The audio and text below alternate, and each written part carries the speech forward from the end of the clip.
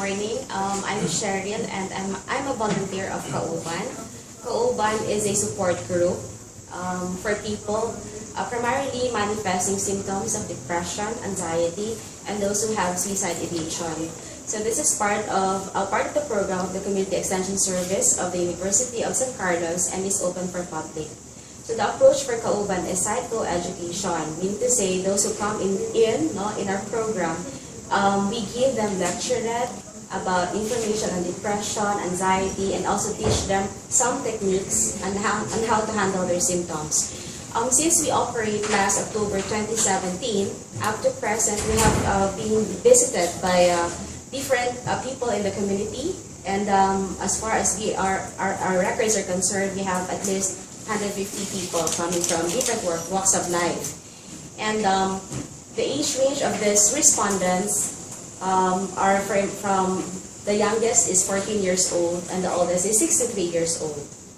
So according to World Health Organization, every 40 seconds there are people who resort to suicide.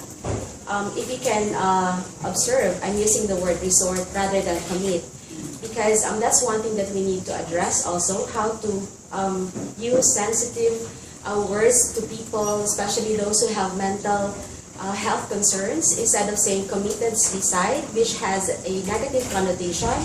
I would invite you to please use resort to suicide, because resort meaning to say that's the only option that they think or they thought during that time to solve their problem.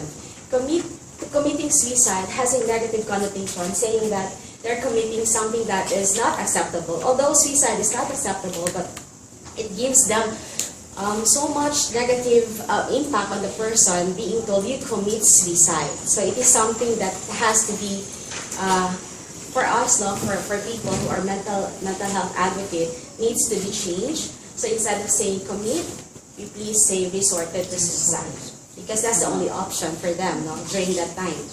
And going back to Kauban, this is open for public, and we usually meet every Friday.